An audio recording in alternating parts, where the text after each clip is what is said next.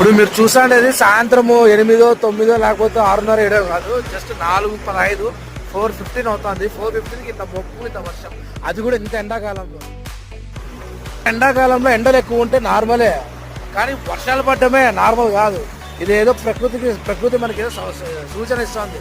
అరే మీరు ముందర పోతారా, జాగ్రత్త పడండి రా, చెట్లు పెంచండి రా, వాతావరణాన్ని మంచిగా ప్రేమించండి రా అని ప్రకృతి మనకి సూచన ఇస్తాను అనమాట. చూసుకో, బస్ తోటి కూడా ఆహారం కొట్టాడు అంటే సత్యం ఇది. కాబట్టి జాగ్రత్తగా ఉండాలి మన మనుషులంతా. ఏ కాలమైనా అది ఎండాకాలమా, వర్షాకాలమా, చలికాలం, ఏదైనా కానీ చెట్లు చాలా ఇంపార్టెంట్. చెట్లే మనిషికి జీవన ఆధారం. ఈ చెట్లను నరికేసి డెవలప్మెంట్ అని పేరుతో ఏవో చేసుకుంటూ పోతున్నారు, అది పెద్ద సబ్జెక్ట్. కానీ ప్రజెంట్ ఏంటంటే ఇప్పుడు మనకి ఎన్విరాన్మెంట్ ఇచ్చే వార్నింగ్ ఏంటంటే చెట్లను పెంచండి, చెట్లను జాగ్రత్త చూసుకోండి, అప్పుడే మనం బాగుంటాం. లేదు అంటే పడే వర్షంతో పాటు వచ్చే గాలితో పాటు మనం కూడా కొట్టుకొని పోతాం. కాబట్టి జాగ్రత్తగా చెట్లు పెంచుకొని